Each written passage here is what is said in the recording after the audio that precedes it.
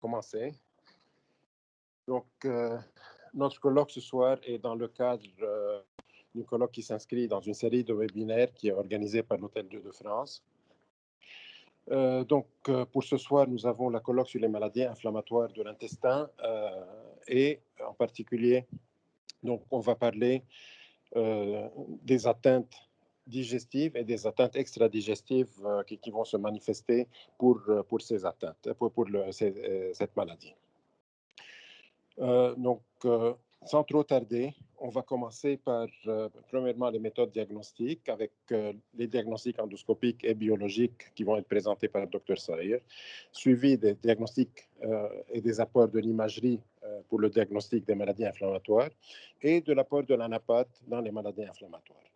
Donc, Dr Saïr, je vais vous laisser la parole pour commencer avec les méthodes diagnostiques biologiques et endoscopiques. Oui, merci César. Je vais partager la vidéo avec vous et faire un sharing pour mon PowerPoint. J'espère que vous le voyez. Parce que quelqu'un me confirme qu'il voit le PowerPoint. Oui, on le voit, docteur. Très bien. Alors, nous allons parler en 10 minutes, comme prévu, sans prendre beaucoup de temps, des méthodes diagnostiques et de l'intérêt de l'endoscopie dans le diagnostic des maladies inflammatoires de l'intestin. Mes diapos seront en anglais et je vais discuter les propos en français. L'endoscopie a un rôle principal dans le diagnostic des maladies inflammatoires de l'intestin. Le diagnostic des maladies inflammatoires de l'intestin est devenu très prévalent dans la pathologie digestive au Liban, alors que c'était des maladies relativement rares quand nous, on était étudiants en médecine encore et même internes et résidents. Et c'est le diagnostic des maladies inflammatoires de l'intestin utilise l'endoscopie. L'intérêt de l'endoscopie, c'est de différencier entre les maladies inflammatoires de l'intestin entre elles, c'est-à-dire l'ulcerative colitis ou la rectocolite et la maladie de Crohn. Pouvoir des fois faire un diagnostic différentiel avec d'autres maladies, infectieuses ou pas, qui peuvent donner des colites et ou des atteintes inflammatoires de l'intestin sans que ce soit une maladie inflammatoire chronique de l'intestin.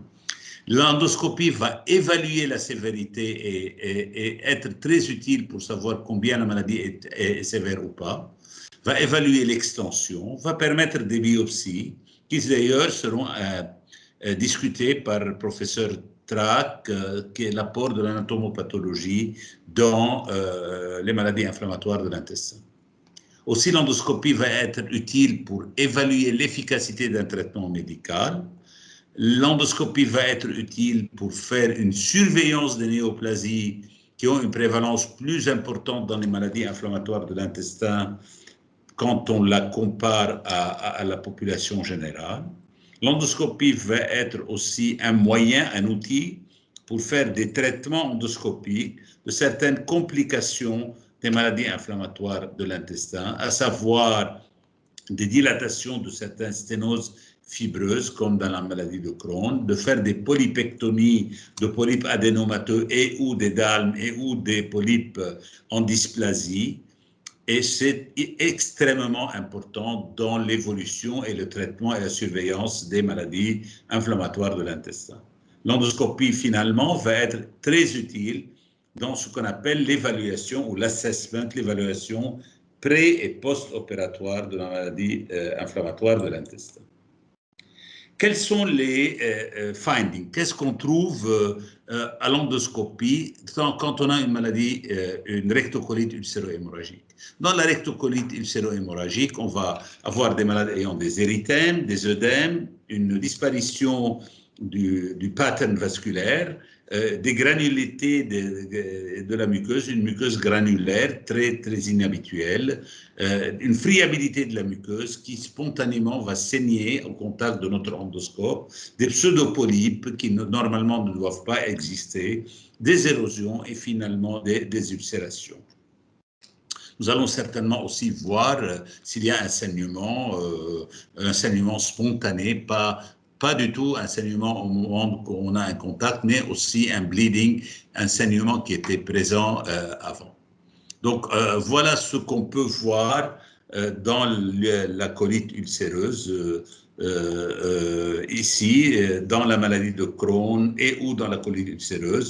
Vous pouvez avoir des patterns qui vont montrer des atteintes diffuses ou des atteintes localisées. Et dans l'endoscopie, la colonoscopie montre des régions totalement anormales avec absence carrément de zone de transition normale dans le côlon. L'endoscopie aussi va, comme vous voyez ici, comme on a dit, montrer des polypes ou des pseudopolypes coliques qui ne sont pas spécifiques de la rectocolite, mais qui sont très fréquents dans la rectocolite et qui peuvent aussi exister dans la maladie de Crohn. La maladie aussi va permettre de faire un score qui est le Mayo Score. Il y a dans le Mayo Score ce qu'on appelle un endoscopic subscore qui va être chiffré de 0 à 3. Et ça, c'est intéressant parce que c'est l'endoscopie qui permettra de faire ce score. Le Mayo Score ira donc de 0, endoscopique bien sûr, de 0 à 3. 0, c'est quand la muqueuse est totalement normale, presque rien, pas de maladie active. C'est une rectocolite qui est quiescente, qui est carrément guérie et qui est inactive. Donc, on va dire le score est à 0. Elle peut être à 1 quand il y a, comme vous voyez sur ces images, des petites lésions, des friabilités, des érythèmes, des petites ulcérations à peine et une muqueuse granulaire. On va avoir un score à 2, une maladie modérée qui est déjà un peu plus ulcérée, un peu plus inflammatoire, un peu plus érythémateuse, avec des ulcérations présentes de manière diffuse dans le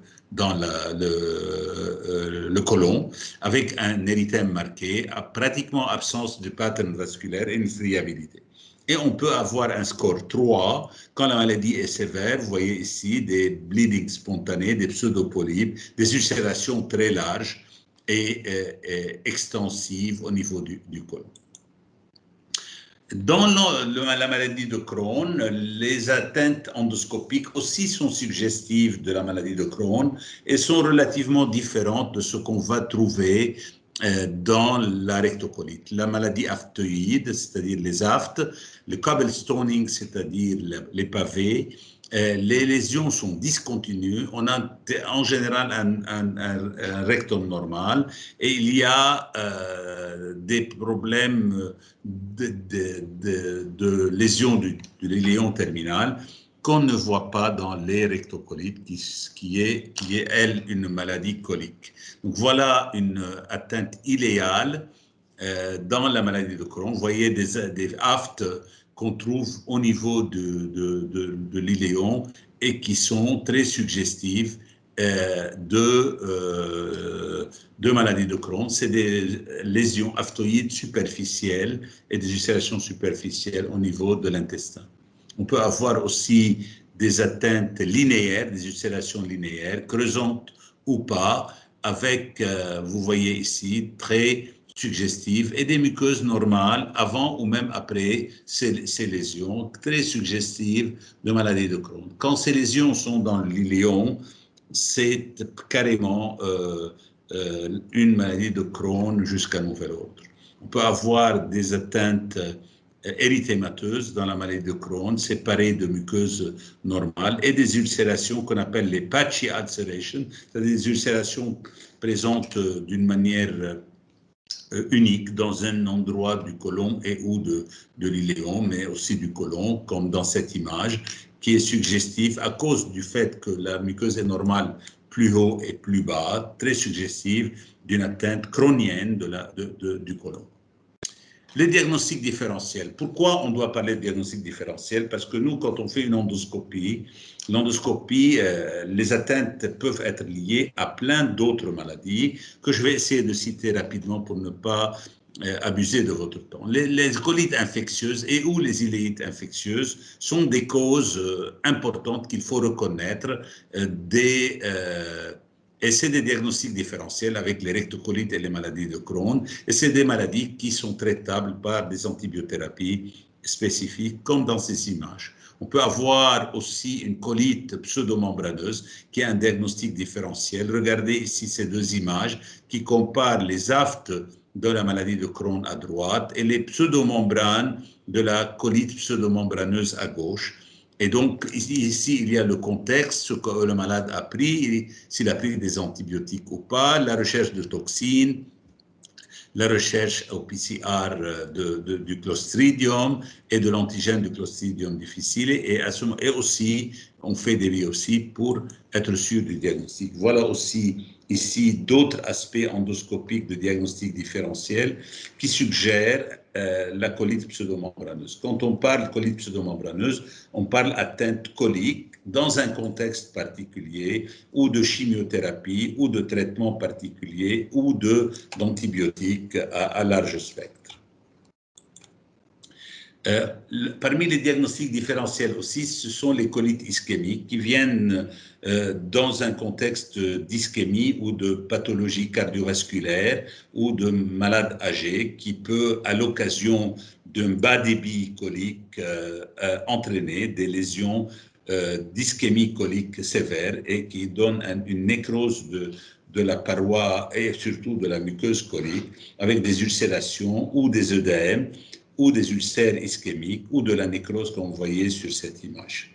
Et ça, c'est un diagnostic différentiel avec les colites ulcéreuses, comme il se doit. Aussi, on peut avoir des iléites et il faut faire très attention à ça, vu que les malades utilisent très souvent les anti-inflammatoires non stéroïdiens. Et il faut savoir que les anti-inflammatoires non stéroïdiens ne font pas une atteinte gastrique uniquement, mais qui sont très fréquents dans les atteintes digestives basses et donc peuvent entraîner des iléites avec des ulcères et ou des rectites.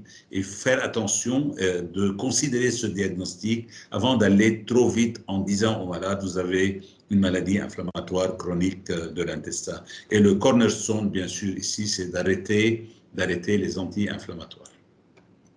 On peut avoir aussi des lésions médicamenteuses, comme dans les immune checkpoint inhibitor colitis, qui sont des médicaments immunitaires qu'on utilise dans certains traitements de maladies cancéreuses et qui peuvent, comme vous voyez ici, entraîner des exsudats, des loss of vascular pattern, des muqueuses granulaires, des muqueuses œdématées, et des érythèmes, et des aftes, et des ulcérations. Et là, ce n'est pas une maladie inflammatoire de l'intestin, mais un problème post-médicamenteux. Donc, le diagnostic différentiel, faire attention à ça est une chose qui est capitale avant d'avoir un diagnostic définitif.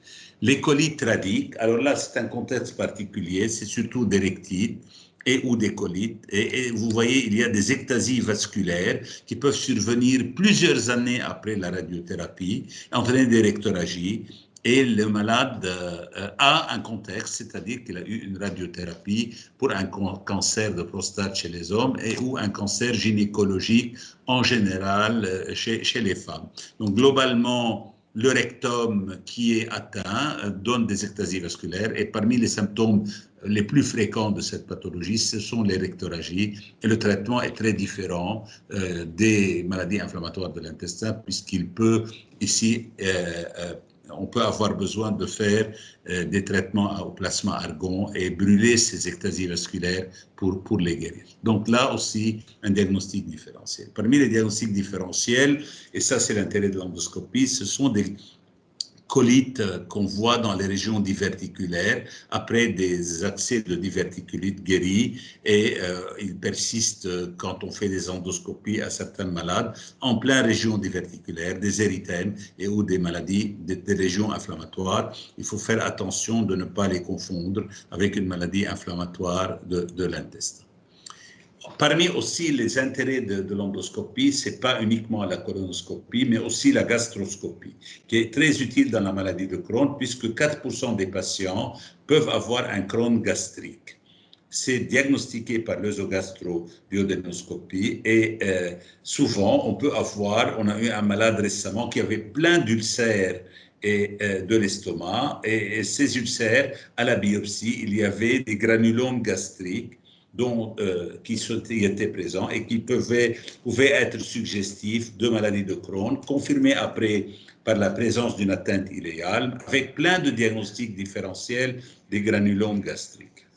La capsule pour finir, c'est un moyen d'aller explorer en s'assurant qu'il n'y a pas de sténose, un moyen pour aller s'assurer qu'il n'y a pas d'autres atteintes du grêle. On peut faire, bien sûr, pour avoir une idée de l'atteinte du grêle, un entéro-IRM, mais aussi une capsule endoscopique qui va donner des images de tout le grêle, après avoir été sûr qu'il n'y a pas à l'entéro-IRM de sténose. On peut faire des écho-endoscopies qui sont utiles dans la maladie périnéale. Alors là, quand on a des fissures, des abcès, des sténoses, des fistules, on peut étudier ces trajets. En plus de MRI périnéal, on peut les étudier avec une écho-endoscopie bien faite et qui donne des résultats extrêmement utiles pour choisir des traitements nécessaires. Finalement, la biopsie est un moyen pour aller voir qu'est-ce qui se passe et ça va être discuté de toute façon par notre ami le professeur Trac plus tard. Je ne vais pas détailler tout ça. Je vous remercie pour votre attention et je donne la parole à Dr Amnassa qui normalement doit parler après moi. Merci, Dr Saïr, pour cette présentation bien claire. Donc, avant d'entamer l'apport de l'imagerie, donc en attendant que Dr Mnassa prépare son PowerPoint et ses diapos, est-ce qu'il y a des questions dans l'audience?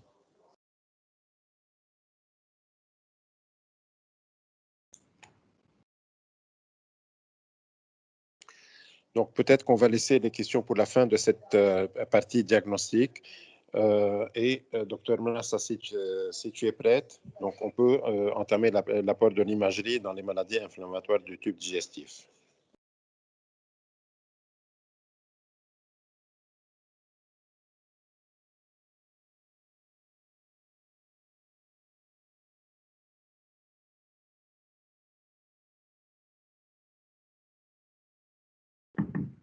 Voilà, je viens de mettre mon micro. Bonsoir tout le monde. Donc, vous m'entendez? Vous m'entendez? Oui, docteur. Oui. C'est parfait. Très bien. Donc, et vous voyez mes diapos. On est bon, on commence. Donc, je vais parler de l'imagerie des maladies inflammatoires. Comme vous le savez, les malades atteints de maladie de Crohn ou de RCUH ont besoin d'imagerie à répétition et ce sont généralement des patients jeunes. Donc, plusieurs équipes ont mis en place des protocoles d'imagerie pour ces patients pour qu'il n'ait d'abord pas trop d'irradiation. Donc, quels sont les moyens d'imagerie que nous avons à nos... Lina, on ne voit pas tes diapos. D'accord. Je reviens en arrière, une minute. Cher diapo. Lina est peut-être invitée, elle n'est pas administrateur. Non, elle peut faire share.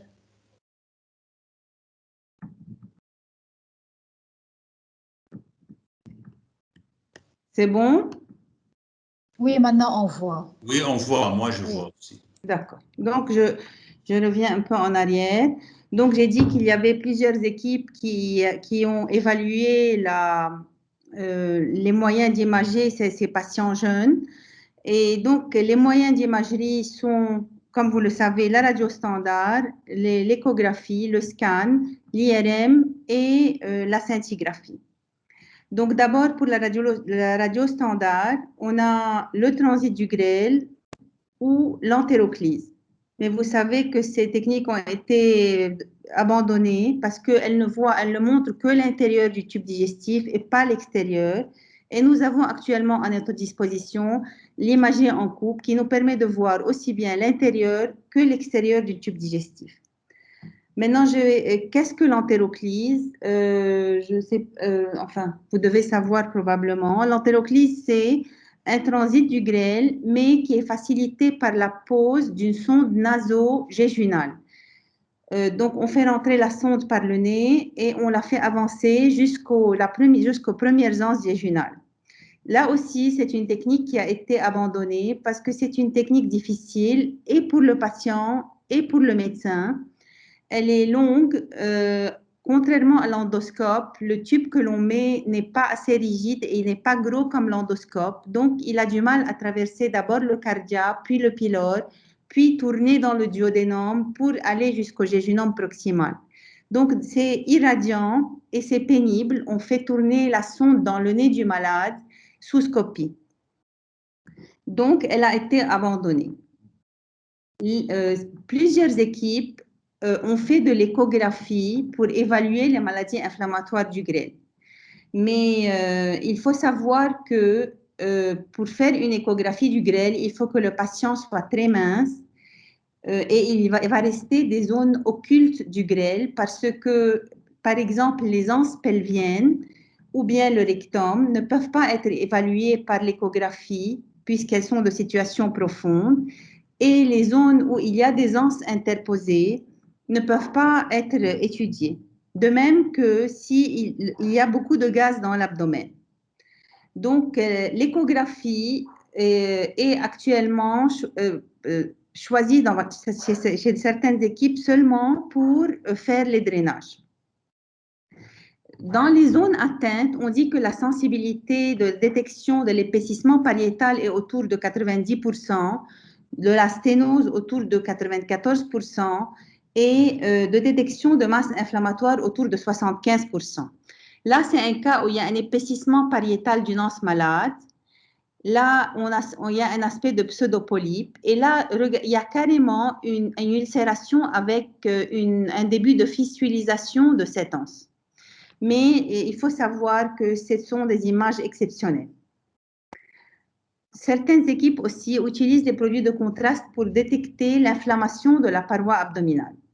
Nous ne faisons pas d'échographie de contraste parce que cette technique ne peut pas être comparée aux autres imageries en couple et parce que, comme on a dit, c'est une technique qui n'est pas réalisable dans tous les cas.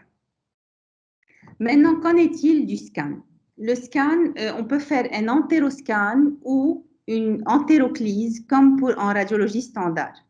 Donc, soit on fait boire au patient du produit de contraste, soit on pose la sonde d'entéroclyse comme en radiologie standard, puis on fait une injection intraveineuse d'un antispasmodique, Buscopan ou glucagon s'il y a contre-indication au Buscopan, et injection intraveineuse de produits de contraste. Donc, regardez par exemple, ça c'est la sonde d'entéroclyse qui a été posée, et là il y a une anse malade avec des anses distendues au scanner. Quels sont les produits que nous utilisons? Ça peut être des produits à faible densité, comme de la barite diluée ou de l'iode dilué, ou bien des produits négatifs à haut poids moléculaire qui vont faire un appel d'eau et qui ne sont pas absorbés, comme le PEG, le mannitol, etc.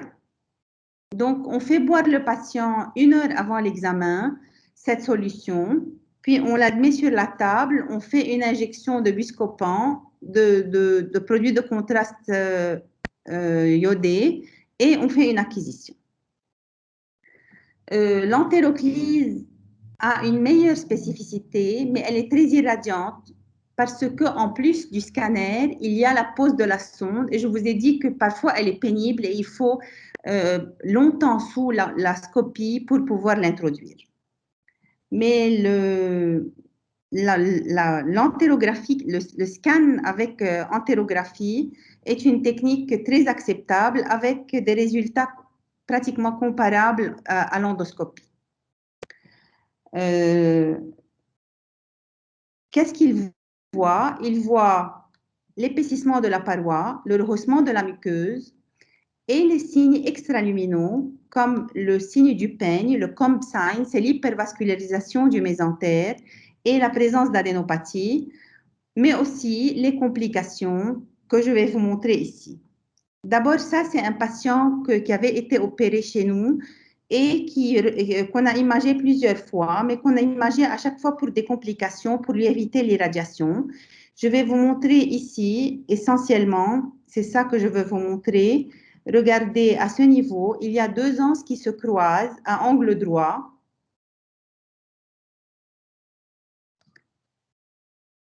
Ici, il y a deux anses qui se croisent à angle droit, donc une anse et puis l'autre. Et donc ça, c'est une fistule antéro-entérique. Et en plus, il y a une fistulisation avec la paroi. Il y a un abcès intramusculaire.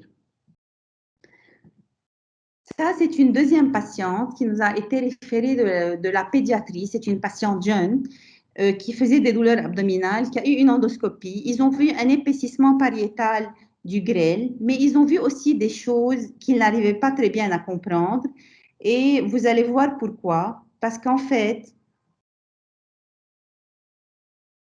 c'est vrai qu'ici, il y a un épaississement du grêle, là. Il y a un épaississement avec un rehaussement muqueux, un épaississement pariétal, un comb sign que vous voyez ici. Mais il y a en plus cette énorme collection qui communique avec le grêle et qui est une fistule avec un gros abcès pariétal antérieur. Voilà, vous voyez ici très bien la communication avec la lumière du tube digestif.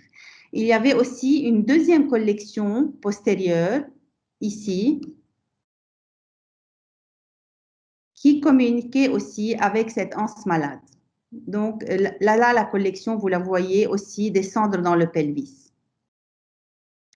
Ça, ce sont des cas que nous avons eus récemment, il y a deux semaines. Ça aussi, c'est une patiente que nous avons imagée il n'y a pas longtemps, qui s'est présentée avec des ballonnements abdominaux et une douleur abdominale et qui avait une dilatation du grêle. Ça, c'est un grêle qui mesure 5 cm à peu près, en amont d'une zone que vous voyez ici, où il y a une sténose qui signe une chronicité de la maladie, mais aussi une inflammation de la muqueuse. Ça, c'est un très beau comb sign qui signe une activité de la maladie. Donc, dans les cas urgents, le scan est nécessaire. Là aussi, regardez ces grosses adénopathies qui signent une activité de la maladie. Maintenant, quand ce n'est pas une urgence, il vaut mieux utiliser l'IRM parce qu'elle n'est pas irradiante et elle nous donne des renseignements aussi importants si ce n'est plus important. Donc, on retrouve l'épaississement de la paroi, des ulcérations, on peut voir s'il forme des fistules ou pas, mais on peut voir aussi un œdème de la paroi qui se manifeste par un hypersignal en T2 ou en séquence de diffusion. Et puis, on peut voir la pète des ostrations, les polypes et les complications extraluminales. Ça, c'est aussi une patiente qu'on a fait la semaine dernière. Donc, c'est une patiente que nous connaissions qui est venue pour des douleurs abdominales récentes. C'est une entéro-IRM, c'est une séquence pondérée T2 coronale. Regardez comme on voit bien la muqueuse ici du jéjunum normal avec les villosités. Et puis, ici, il y a une anse, la dernière anse est malade, elle est épaissie et il y a une petite lame liquidienne en regard. Donc ça, c'est la première séquence pondérée T2 que nous faisons au début de l'examen, sans buscopan, juste après opacification orale du grêle. La séquence de diffusion est une séquence qui apporte beaucoup à l'IRM parce qu'elle peut détecter l'inflammation sans avoir besoin même d'opacifier le grêle. La séquence de diffusion est une séquence qui va éliminer, qui est fortement, enfin, c'est une séquence où on utilise, vous allez voir ici par exemple, à B0, on a le signal de l'eau qui reste apparent. Et plus on augmente le signal, le B, c'est-à-dire le gradient, on va éliminer le signal de l'eau. Regardez, il n'y a plus d'eau dans le côlon. Et ce qui va apparaître, ce sont les cellules cohésives. Quand il y a beaucoup de cellules cohésives, il y a une facilitation de la propagation du proton d'une cellule à l'autre. Et donc, ça donne un hypersignal en séquence de diffusion. Et vous voyez ici cet anse qui est malade, qui est en hypersignal, et on voit en avant une fistule. Donc, on Dr. peut Bassal, détecter... Oui. 2 minutes, s'il te plaît. Il y a un problème? Non, ta présentation devrait finir dans 2 minutes. OK. Je n'ai plus beaucoup. Là aussi, la patiente qu'on a vue tout à l'heure, vous allez voir l'injection. Après injection, vous allez voir l'épaississement, le signe d'activité de la maladie, c'est-à-dire le rehaussement de la muqueuse et l'aspect peigné du mésentère. Donc, bon, je voulais vous montrer les polypes, c'est pas grave. Donc, la sensibilité et la spécificité de l'IRM ont été comparées à la colonoscopie et on trouve une très bonne corrélation. Et plusieurs équipes ont fait des scores, différents scores, pour évaluer l'activité de la maladie. Ces différents scores ont certains critères comme l'épaississement de la paroi, le rehaussement, l'œdème, les ulcères, les pseudopolypes, etc. Vous en avez probablement entendu parler. Et on a trouvé que, dans cet article de 2020, ils ont trouvé que Maraya et Nancy étaient les scores les plus complets. Ça, c'est pour ce qui est de l'iléon. Je vais parler un peu du périnée. Vous savez que l'IRM est actuellement une des meilleures méthodes pour évaluer le périnée. Je vous ai mis une image de périnée normal pour vous montrer comment on doit voir les deux sphincters et s'il y a une pathologie entre ces sphincters. Et donc là,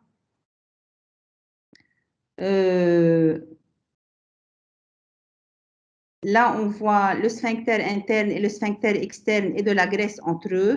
Et là, le sphincter, il y a une collection intersphinctérienne que l'on voit très bien ici. Voilà. Vous voyez ici.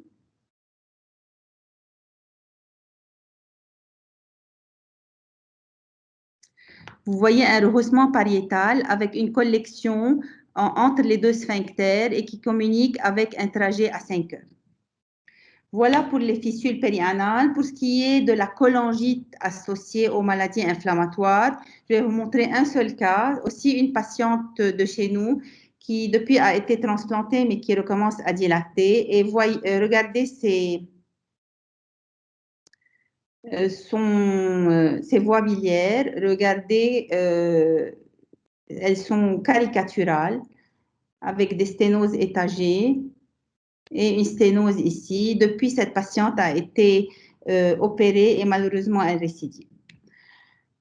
Pour ce qui est de la scintigraphie, malheureusement, moi, je ne fais pas d'image de scintigraphie, mais c'est une technique qui permet de détecter l'activité de la maladie. Et en conclusion, l'imagerie en coupe aussi bien l'écho que le scan, que l'IRM ou la scintigraphie peut détecter l'activité de la maladie, mais l'IRM, le scan et la scinti restent une imagerie comparable alors que l'échographie doit être réservée ou aux patients très jeunes ou aux études ou très minces et aux équipes expérimentées. Je vous remercie. Merci beaucoup, Lina, pour cette belle présentation et pour ces très beaux clichés aussi. Donc, on va enchaîner sur l'aspect anapathe et l'apport de l'anapathe dans le diagnostic et le diagnostic différentiel des maladies inflammatoires.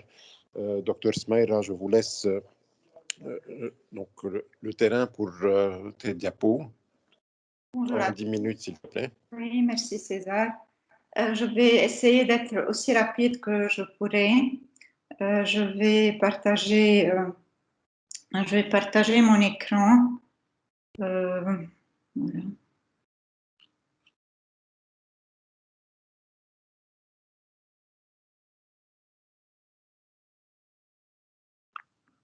Voilà, si vous êtes en train de voir, c'est bon. Est-ce que le diapo... Oui, docteur. Oui, oui, oui. Oui, parfait, merci. Donc, quel est le rôle de l'ANAPAT dans les MICI? Tout d'abord, c'est la confirmation de la chronicité, donc la confirmation qu'il s'agit d'une MICI et pas d'une autre pathologie. Le professeur Sayer a discuté largement ces pathologies. Ensuite, il faut essayer de déterminer si c'est un Crohn ou si c'est une rectocolite. Troisième but, c'est d'évaluer l'activité. Ensuite, l'extension des lésions et d'exclure, bien sûr, une dysplasie ou l'apparition d'une néoplasie. Il y a des principes de base qu'il faut avoir dans toute évaluation d'une biopsie ou d'une pièce de résection dans le cadre d'une MICI. Il faut savoir que l'histologie, c'est juste une partie de tout le tableau du patient et que l'histologie seule ne peut pas faire le diagnostic. Les critères cliniques et endoscopiques sont essentiels pour aboutir au diagnostic et pour préciser ce diagnostic. Il faut savoir dans quelle phase on est. Est-ce qu'on est à une phase précoce? Est-ce qu'il y a une maladie établie? Est-ce qu'il y a un diagnostic qui a déjà été effectué auparavant? Depuis quand durent les symptômes? Est-ce qu'il y a eu un traitement? Parce que tout ça risque de modifier l'aspect de la biopsie. Il faut avoir une idée de la distribution des lésions endoscopiques. Est-ce que c'est limité au côlon? Quelle partie? Est-ce que l'iléon est atteint? Est-ce qu'il y a une atteinte d'autres segments du tube digestif ou d'autres organes? Est-ce qu'il y a des diverticules à l'endoscopie? Et le professeur Sayer a bien précisé ça. Excusez-moi. Voilà. Quels sont les critères histologiques qui nous servent pour faire le diagnostic d'une MICI? Il y a 4 chapitres importants. Je vais essayer d'aller vite dans ces critères, mais ils sont tous importants. Tout d'abord, il y a les distorsions architecturales, donc l'aspect des cryptes. Ensuite, la cellularité du chorion, de la lamina propria. Il y a également l'infiltration par les neutrophiles. Et ça, c'est très important pour parler d'activité de cette MICI. Et il y a les changements épithéliaux qui vont nous indiquer qu'il y a une souffrance et surtout s'il y a une chronicité. Concernant la distorsion architecturale, je vous montre à l'image de gauche des cryptes d'aspect normal. Les cryptes, je ne sais pas si ma flèche est visible, elles sont là, elles sont bien parallèles. Ça, c'est la surface, elle est lisse. On voit que ces cryptes s'étendent de la surface vers la musculaire muqueuse qui est à ce niveau. Si on regarde l'image de droite, c'est une image où on voit de la distorsion architecturale. On voit bien la musculaire muqueuse qui est à ce niveau, elle est ici. La surface, elle est de ce côté-là. La surface est irrégulière. Il y a des cryptes qui sont un peu n'importe comment. Elles sont éloignées les unes des autres. Elles ne sont pas du tout parallèles. Elles sont éloignées de la musculaire muqueuse. Donc cet aspect-là signe une distorsion de l'architecture. Il faut savoir que la distorsion architecturale est plus prononcée dans la rectocolite que dans la maladie de Crohn. On l'observe dans la maladie de Crohn, mais de manière plus subtile. Donc, c'est un signe en faveur plus de la rectocolite. La cellularité du chorion. Tout d'abord, il y a une augmentation des cellules inflammatoires dans le chorion et ceci se manifeste par une expansion de ce chorion. Donc, on voit entre les cryptes qui sont là, beaucoup de cellules inflammatoires. Ce sont des cellules qui sont de type inflammatoire chronique, c'est-à-dire des lymphocytes et des plasmocytes. On voit également des polynucléaires éosinophiles. Et à votre droite, il y a un signe qui est important dans les Mickey, qui est la plasmocytose basale. C'est quoi la plasmocytose basale? C'est, si vous voulez, un décollement de la base des cryptes. Ça, c'est une crypte. La surface est vers le bas. La base de la crypte, elle n'est pas collée à la musculaire muqueuse qui est ici. Et entre ces deux, il y a un certain nombre de plasmocytes. Ceci est important comme signe de chronicité et c'est un signe précoce. La présence de granulomes. Vous avez l'image ici. Peut-être que ce n'est pas facile de distinguer les granulomes. C'est pour ça que je l'ai délimité avec cette couleur jaune. Donc, à ce niveau, il y a un granulome qui est un granulome épithélioïde non nécrosant. Donc, classiquement, on n'a pas de nécrose caséeuse dans les granulomes de la maladie de Crohn. On voit ces granulomes dans environ 20% des biopsies de maladie de Crohn. Ils sont importants pour distinguer une maladie de Crohn d'une rectocolite. Il faut faire attention, il y a certains granulomes qui sont au contact de cryptes rompues, qu'on appelle les granulomes cryptolytiques. Ces granulomes peuvent être observés dans la rectocolite et il ne faut pas confondre ces granulomes avec les granulomes de la maladie de Crohn. L'activité qui se manifeste par la présence de polynucléaires neutrophiles. Les polynucléaires neutrophiles ne font pas partie normalement de la cellularité d'un chorion normal. Quand ils sont présents, c'est qu'il y a de l'activité. Donc, la maladie est très active. À votre gauche, l'image de gauche, il y a des abcès cryptiques. C'est quoi un abcès cryptique? C'est la présence de polynucléaires neutrophiles dans la lumière des cryptes. Voilà, on les a ici, ils forment des agrégats dans la lumière. L'image de droite montre une infiltration de ces polynucléaires neutrophiles dans l'épithélium et ça, c'est un aspect qu'on appelle la cryptite. La présence de cryptite ou la présence d'abcès cryptique sont tous les deux des signes d'activité de la maladie. L'activité de la maladie peut être gradée et c'est important de la grader, mais on n'a pas besoin d'utiliser des scores bien précis de grading. Les scores existent, il y en a plusieurs. Ils sont généralement utilisés dans les monitorings des traitements, surtout dans les études cliniques. Mais bon, il faut dire quand même si cette activité est légère, modérée ou sévère.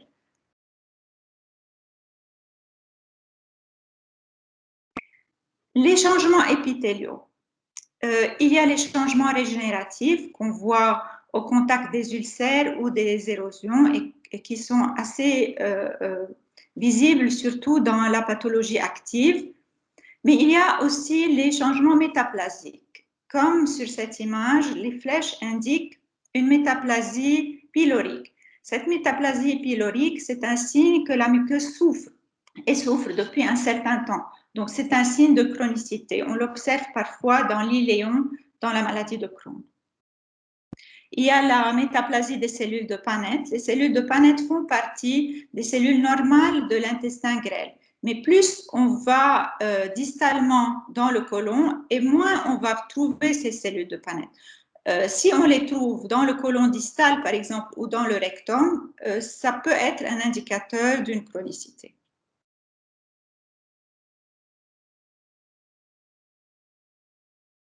Le timing de la biopsie est important dans l'évaluation des lésions. Les lésions les plus précoces, c'est la plasmocytose basale. La distorsion architecturale et la métaplasie, comme je vous ai dit, ce sont des signes de souffrance de la muqueuse, donc ils prennent du temps. Et c'est des signes de maladie chronique. Les granulomes, généralement, on dit qu'ils apparaissent vers 1 mois, 25 jours, 1 mois.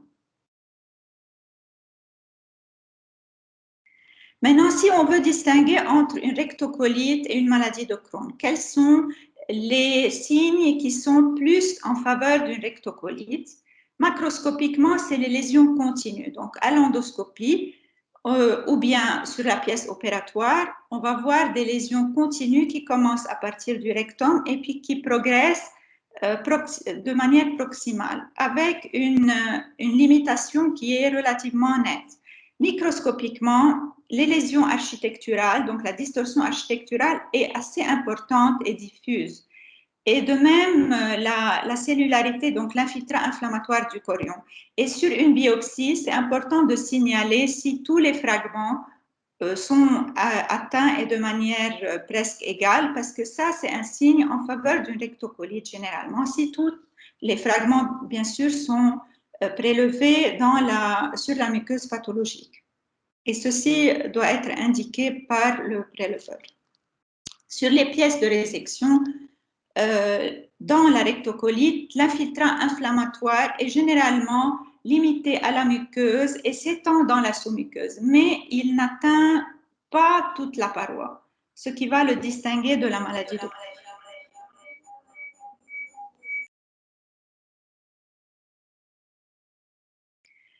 Ça, c'est une image histologique d'une pièce opératoire d'une rectocolite ulcéro-hémorragique. Je ne vais pas vous embêter avec beaucoup de détails. Sachez que la muqueuse est à votre droite. Elle présente beaucoup de distorsions, d'inflammations. Il y a des abcès cryptiques. Mais ce que je voulais vous montrer, c'est que l'inflammation est limitée à la muqueuse et s'étend un petit peu à la sous-muqueuse. Je vous montre ça parce que je vais montrer une autre image de la maladie de Crohn pour montrer le contraste. Donc, qu'est-ce qui peut nous favoriser sur un prélèvement une maladie de Crohn par rapport à la rectocolite? Macroscopiquement, c'est des lésions segmentaires. Donc, on a des segments de muqueuse malade et d'autres segments de muqueuse saine. Il y a une atteinte iléale qui est chronique. Et l'atteinte rectale est variable. Microscopiquement, donc, les lésions architecturales et inflammatoires sont d'intensité variable sur un même prélèvement. Biopsie. Sur les résections, les pièces de résection, l'inflammation atteint toute la paroi et on voit souvent des ulcérations profondes, des fissures et des fistules. Il y a également la question des granulomes qui sont, on a dit, plus en faveur d'une maladie de Crohn. On les voit dans 20% environ des biopsies, jusqu'à 50% des pièces chirurgicales. Il y a également l'atteinte du tractus digestif haut. Principalement dans l'estomac, on a une colite focale active, mais d'autres segments, bien sûr, peuvent être atteints, comme l'œsophage, comme le duodénum, le reste du grêle. Ça, c'est une image de la maladie de Crohn. C'est une pièce chirurgicale. La muqueuse... On doit terminer dans 2 minutes au maximum. OK. Je vais faire vite. Donc, juste pour vous montrer l'inflammation qui est transpariétale et la présence de granulomes. Il y a des difficultés, bien sûr, dans le diagnostic de Crohn versus rectocolite, des lésions qui peuvent être similaires, parfois sur un prélèvement, et qui ne nous permettent pas de faire cette distinction. On parle sur les biopsies de Miki non classifiées ou inclassables et dans les pièces de résection de colite indéterminée. Il faut faire attention aux pitfalls qui sont bien sûr la présence de diverticules qui simulent en tout point microscopiquement une Miki et dans les lésions de rectocolite sous traitement, les lésions deviennent discontinues et on peut avoir une absence d'atteinte du rectum. Je veux rapidement parler des particularités des Miki de l'enfant. Donc, les lésions architecturales sont très peu prononcées. Il y a surtout la plasmocytose basale et on peut voir des lésions qui ne sont pas visibles généralement dans la rectocolite comme le rectum qui est épargné, comme des lésions du tube digestif haut. Dans le Crohn, on peut avoir une absence d'atteinte de l'iléon et les granulomes sont généralement plus fréquents dans la population pédiatrique. Donc, pour terminer, les lésions histologiques qui sont caractéristiques pour le diagnostic de Mickey sont la distorsion architecturale, la plasmocytose basale, l'activité avec l'infiltration des neutrophiles et les changements métaplasiques. La distinction entre une maladie de Crohn et la rectocolite est essentiellement liée à la distribution des lésions et à la présence de granulomes, donc c'est ce qui permet de faire la distinction entre les deux. Le timing de la biopsie est important parce que les lésions sont différentes selon si c'est une biopsie précoce ou si elle est tardive et surtout si elle est post-traitement. Les lésions peuvent parfois ne pas être discriminatives entre une maladie de Crohn et une rectocolite. Et bien sûr, il faut combiner les lésions histologiques avec l'aspect endoscopique et l'aspect clinique. Voilà, je vous remercie. Merci beaucoup, Dr Smaïra. Donc, maintenant, nous allons enchaîner sur le traitement des maladies inflammatoires du tube digestif avec Dr. traitement des formes digestives des maladies inflammatoires. Donc, Khalil, je te laisse la parole.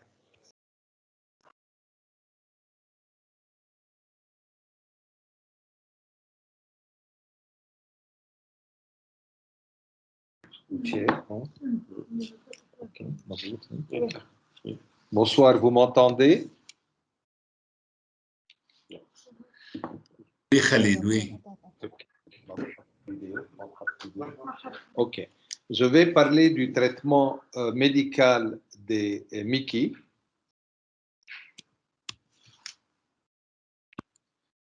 Donc, je commence par la maladie de Crohn. Les principaux symptômes rapidement de la maladie de Crohn, comme vous connaissez, sont les douleurs abdominales, la diarrhée chronique, donc qui dure depuis plus de 6 semaines. Et parfois, ça peut être un tableau aigu qui prête à confusion avec le diagnostic d'une appendicite aiguë. Également, mais moins rare, rarement, on peut avoir une diarrhée glérosanguinolente, contrairement à la rectocolite. Les douleurs abdominales sont surtout localisées au niveau de la fosse iliaque droite et les symptômes systémiques peuvent inclure une fatigue, un amaigrissement, une fièvre et une anémie. On sait très bien l'évolution à long terme de cette maladie qui est destructrice et tout, c'est en fonction du behavior, du comportement de la maladie, puisque ça peut être une maladie inflammatoire, une maladie sténosante ou une maladie pénétrante. Les objectifs du traitement ont évolué avec le temps et l'objectif principal, c'est de changer l'évolution naturelle de la maladie et de pouvoir prévenir les complications digestives.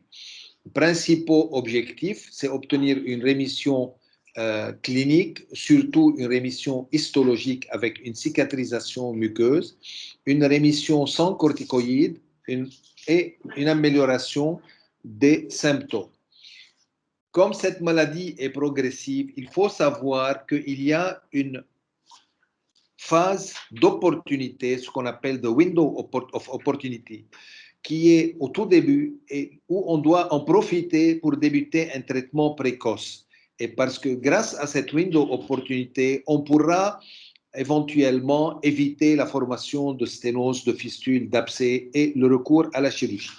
Selon les recommandations de l'European Crohn and Colitis Organization, le traitement va être basé en fonction de la sévérité de la maladie, de la localisation de la maladie, du comportement de cette maladie de Crohn avec les complications, l'efficacité du traitement et les effets secondaires, si ce malade avait eu un traitement antérieur, l'existence de manifestations extra-intestinales, la présence d'une comorbidité et les facteurs de risque d'évolution, c'est-à-dire le tabagisme, la présence d'une fistule, l'âge jeune, un amaigrissement au moment du diagnostic et la présence d'atteintes étendues. L'évolution du traitement, habituellement, c'est une pyramide où on commençait toujours par un traitement par des 5 aminosalicylates et des antibiotiques, puis le step-up approach, c'était la prednisone, puis après la budesonide, les immunosuppresseurs, les anti-TNF et la chirurgie en dernier recours. quand vous donnez un traitement par anti-TNF programmé au départ, ceci va permettre d'augmenter la rémission, d'augmenter la cicatrisation muqueuse, mais surtout de réduire l'usage des corticoïdes et de diminuer la fréquence de l'hospitalisation et surtout de la chirurgie. Rapidement, le traitement médical de la forme iléosécale légèrement active, habituellement c'est un traitement par le budesonide oral à raison de 9 mg par jour comme première lignée. Pourquoi le budesonide? Parce que le budesonide, grâce à un premier passage au niveau du foie, il donne beaucoup moins d'effets secondaires que lorsque vous utilisez les stéroïdes par voie systémique. Et il a été démontré avec le budesonide ou le budénofalque que ceci permettait une rémission dans 50 à 60% des cas au bout de 8 semaines de traitement. Et puis après, vous diminuerez les doses progressivement, les comprimés étant dosés à 3 mg. Le traitement de la maladie de Crohn iléosécale modérément active, également first line treatment, c'est le budesonide ou bien les corticoïdes systémique. La prédnisolone est plus efficace comparativement au budesonide, mais vous savez les effets secondaires de la corticothérapie. Et si vous initiez par une corticothérapie, il faut toujours supplémenter par un apport calcique en vitamine D.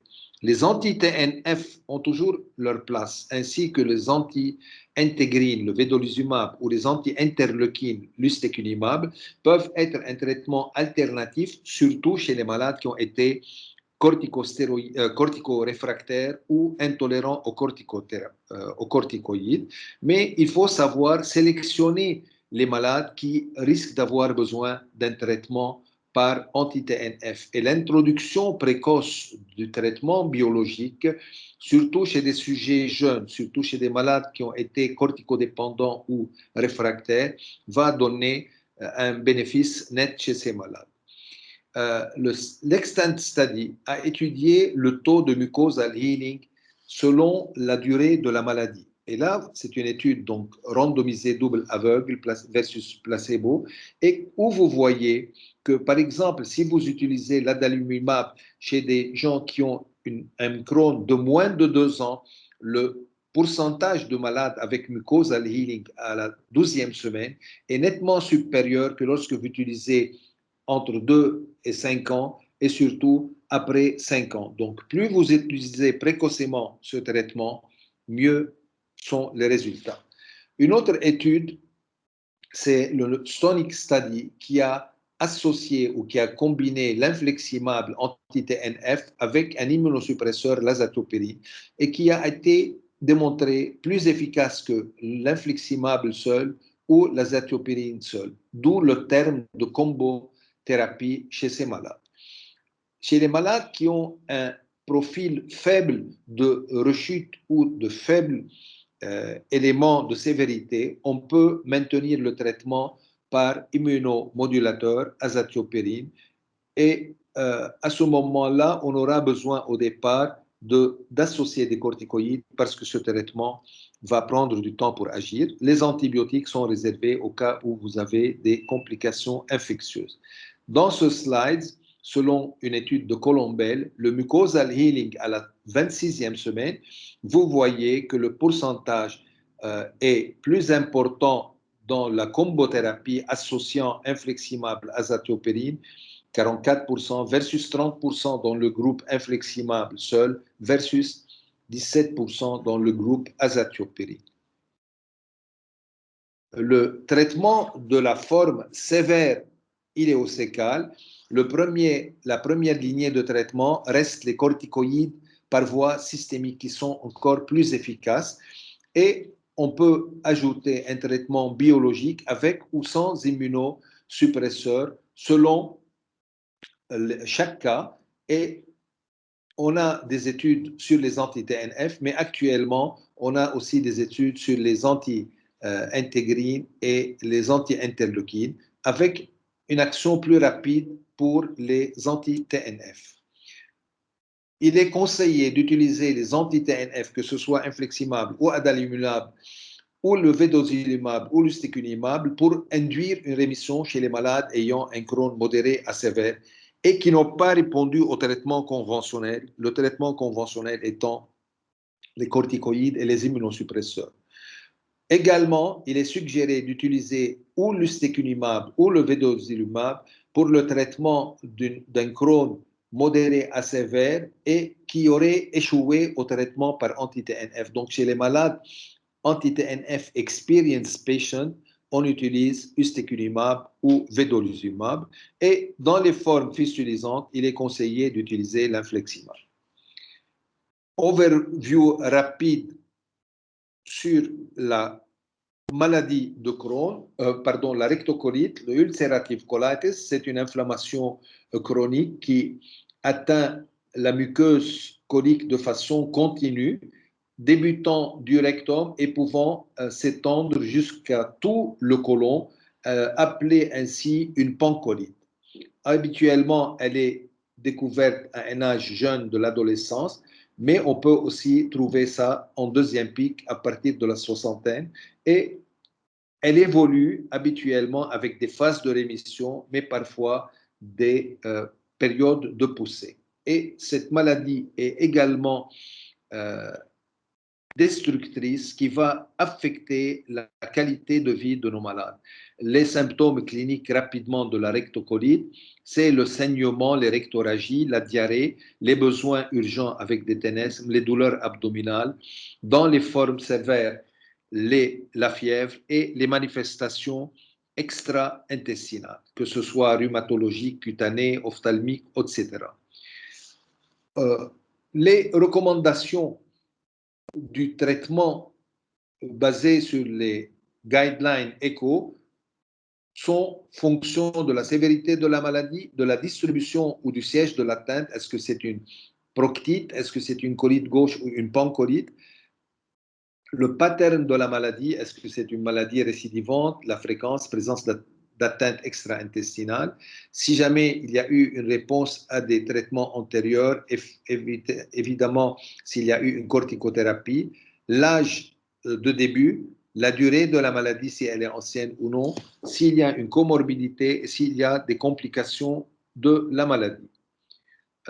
Ici, les principaux traitements, on commence habituellement par les anti-inflammatoires, le 5-aminosalicylate acide, les corticostéroïdes, les immunomodulateurs, azathioprine, le traitement biologique avec les infleximables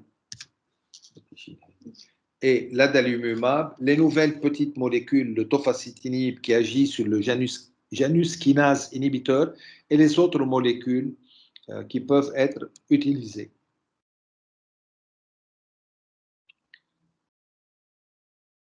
Les options du traitement, on peut avoir donc les antagonistes anti-TNF, infliximab, adalimumab, golimumab, les anti-intégrines avec le vedolizumab, le Janus kinase inhibiteur, les interleukines antagonistes ustekinumab et les immunomodulateurs. Chose importante, si un traitement excluant les corticoïdes est débuté et paraît efficace pour l'induction d'une rémission ou une bonne réponse, il faut continuer ce traitement pour maintenir cette rémission. Traitement médical de la proctite, habituellement, c'est un traitement par mésalamine suppositoire ou lavement. On peut parfois associer une combothérapie avec les voies orales. Les corticostéroïdes locaux peuvent également être introduits chez les malades intolérants au 5-ASA local. Le traitement de la colite gauche, habituellement, toujours on débute par les aminosalicylates, la mésalamine orale, associée avec des lavements au 5-ASA pour réduire les diarrhées glérosanguinolentes et surtout les ténesmes. On continue donc ce traitement pour 14 jours et puis, si besoin, on peut ajouter un traitement par des corticoïdes. Chez les malades externes ayant une rectocolite modérée à sévère, l'American Gastroenterologic Association recommande l'utilisation de l'infliximab, adalimumab, vedolizumab, tofacitinib ou ustekinumab versus pas de traitement. Et toutes ces molécules ont été démontrées supérieures au placebo et étant bien toléré avec un faible taux d'effets secondaires.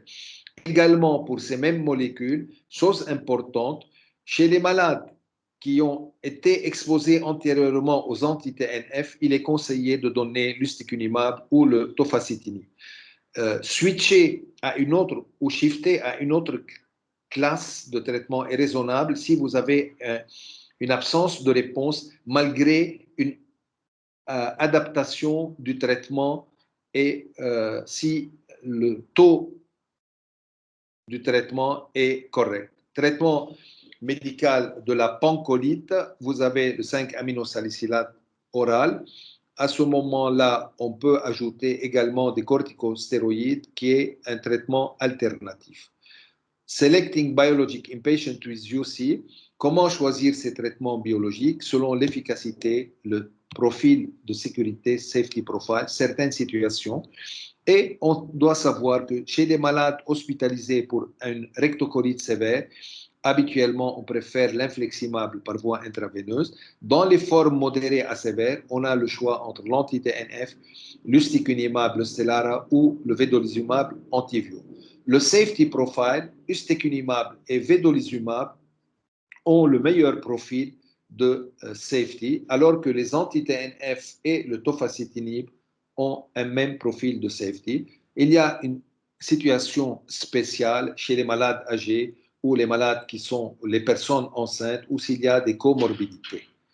Donc, vedolizumab dans les formes modérées à sévères pour l'induction et le maintien du traitement. Anti-interleukine ustekinumab a été démontré efficace, forme modérée à sévère du traitement et surtout ceux qui ont échoué à un traitement anti-TNF et les anti-JAK qui sont donc le tofacitinib. En conclusion, il n'y a pas un modèle simple qui peut nous dire comment traiter les malades. Il faut un traitement adapté à chaque malade. Des marqueurs cliniques, biologiques et endoscopiques ont été associés avec les différents risques et les complications de la maladie. Il faut sélectionner les malades pour obtenir un traitement stratégique et c'est crucial dans l'objectif de contrôler la maladie, identifier les malades précocement pour les traitements biologiques, ainsi vous pourrez leur offrir de meilleurs résultats. Il faut savoir qu'il y a un abus dans les corticostéroïdes, dans la rectocolite, et ceci doit limiter l'usage des stéroïdes. Action rapide aussi de certaines substances disponibles quand le 5-ASA échoue, et d'autres options thérapeutiques que les anti-TNF peuvent être considérées chez les malades à haut risque de progression. Et à ce moment-là, voilà, vous pouvez shifter le traitement selon chaque malade. Je vous remercie.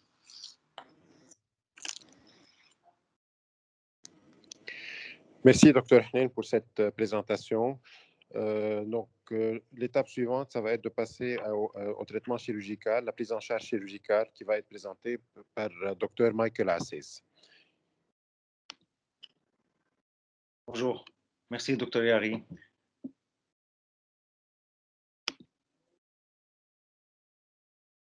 Je vais parler de la conduite à tenir chirurgicale des maladies inflammatoires. En fait, il faut...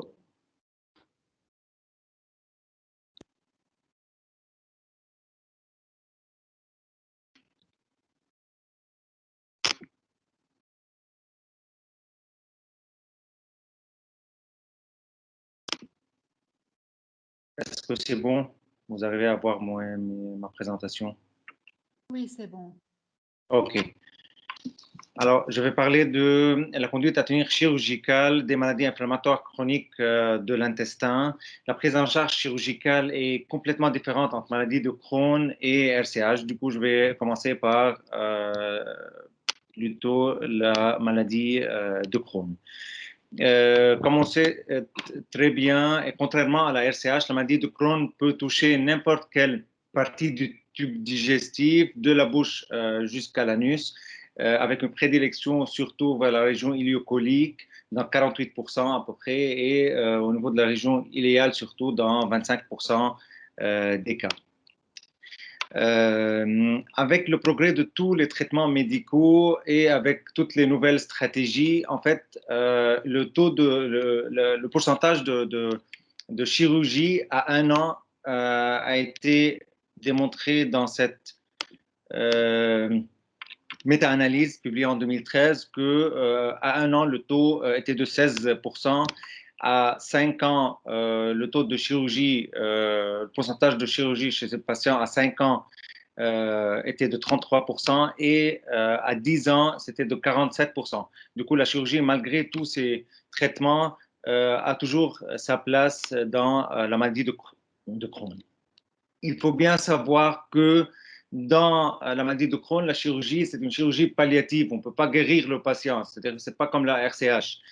Et le patient doit comprendre ça.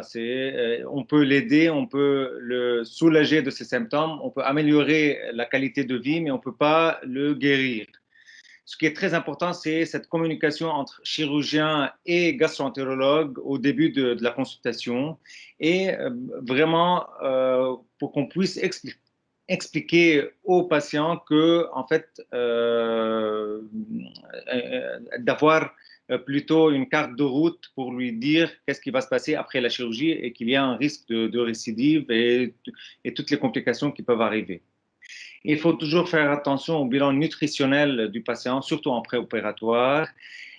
Comme vous le voyez ici, le taux de récidive à 5 ans après chirurgie pour maladie de Crohn en général, c'est de 80% pour une récidive radiologique et ou endoscopique et de 50% de récidive clinique. On opère les patients chez un patient qui a une maladie de Crohn d'une façon aiguë, chez les patients qui ont une perforation, une hémorragie, une occlusion intestinale avec signe de souffrance ou une high-grade dysplasia ou un cancer.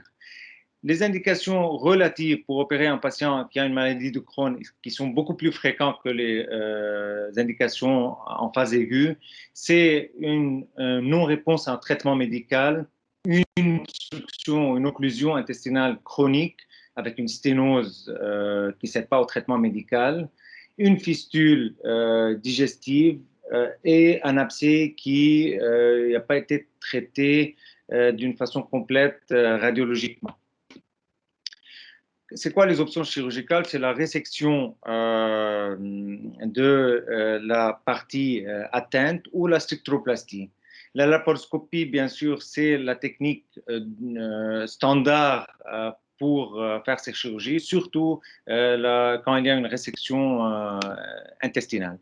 Il faut garder toujours en tête, quand on opère un patient qui a une maladie de Crohn, c'est que il faut vraiment penser toujours à l'épargne digestive, c'est-à-dire il faut traiter et réséquer que les symptômes, que les parties de l'intestin grêle qui sont symptomatiques et laisser les autres en fait, parce qu'on sait très bien qu'on risque de le réopérer une deuxième ou une troisième fois. Quand est-ce qu'on fait une stomie chez ces patients? En général, je parle, un patient qu'on opère pour une maladie de Crohn, une résection iliocolique ou intestinale.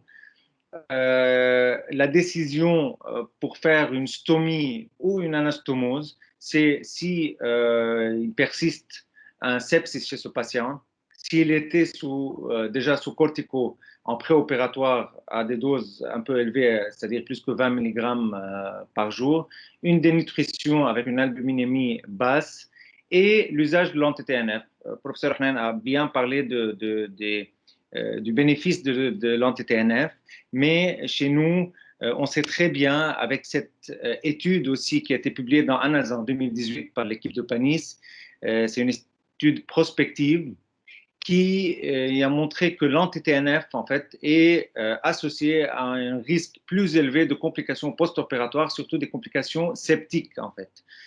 C'est-à-dire des fistules digestives ou des sepsis ou des abcès intra-abdominaux.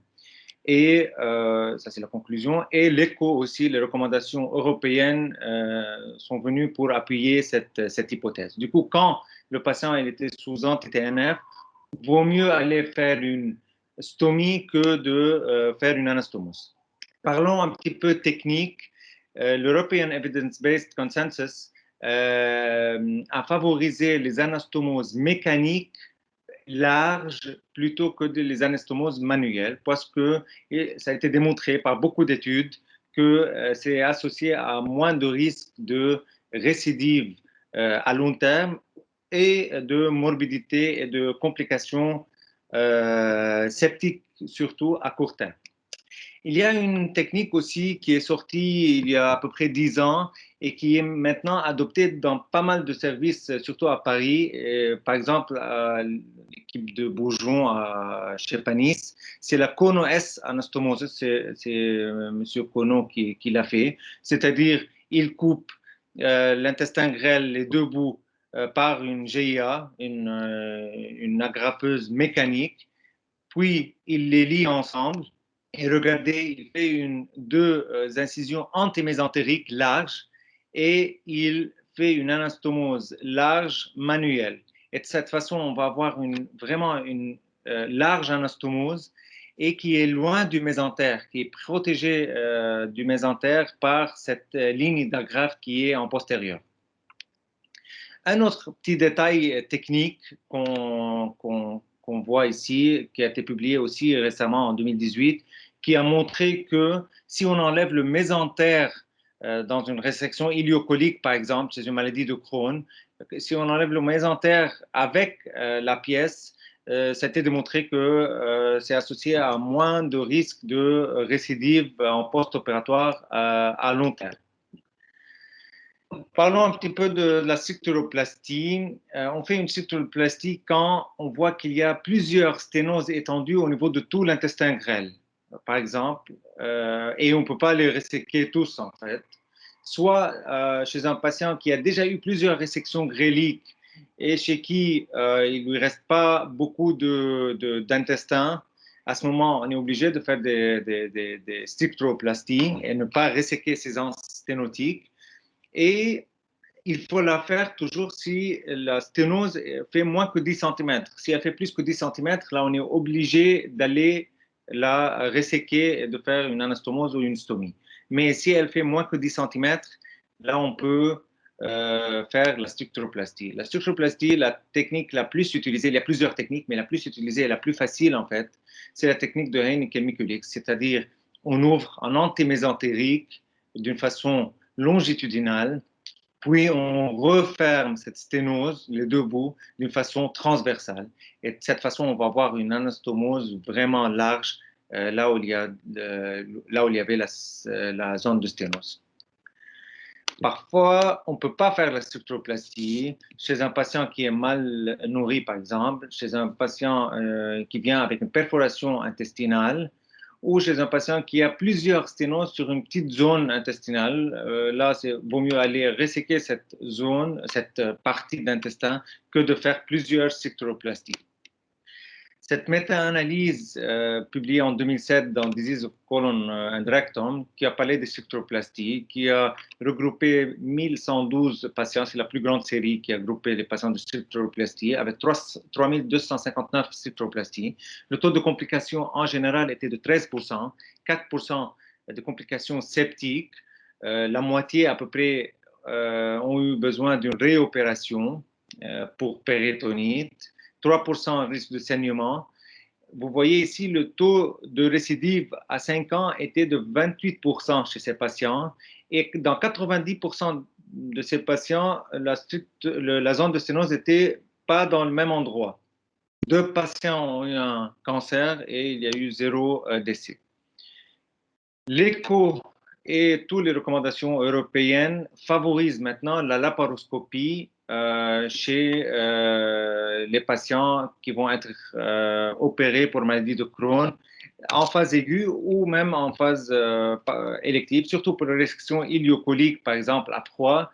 Il vaut mieux aller resséquer laparoscopiquement. Et on voit cette méta-analyse qui a groupé 14 études sur 881 patients. Et en fait, la conclusion était que la laparoscopie est associée à un temps opératoire un peu plus élevé, mais avec un taux de morbidité à court terme qui est beaucoup mieux pour le patient, moins de douleur aussi, esthétiquement c'est beaucoup mieux, et avec le taux de récidive à long terme était pareil. Pour une atteinte de la maladie de Crohn au niveau du côlon isolé, sans atteinte de l'intestin grêle, qu'est-ce qu'on fait? On fait une colectomie totale ou une colectomie segmentaire? Est-ce qu'il faut appliquer pareil cette théorie d'épargne digestive? En fait, cette méta-analyse qui a bien répondu sur cette question, en fait, et qui a montré que sur 488 patients, il y avait 6 études, 223 qui ont eu une colectomie subtotale, on va dire, avec une anastomose iliorectale, et 265 patients ont eu une colectomie segmentaire. Les critères d'inclusion étaient, il n'y avait pas de stomie, c'est-à-dire tous avaient eu des anastomoses, et il n'y avait pas d'atteinte d'intestin grêle. Et en fait, la conclusion était que les deux techniques sont faisables chez les patients atteints de maladie de Crohn et le taux de récidive à long terme est pareil et même le taux de complication à court terme est le même.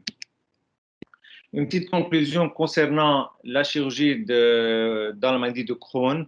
Il faut bien savoir, comme j'ai déjà dit, et bien comprendre ça, que c'est une chirurgie palliative. C'est juste pour soulager les symptômes, pour améliorer sa qualité de vie, surtout pour, par exemple, les sténoses au niveau iléo-cécal.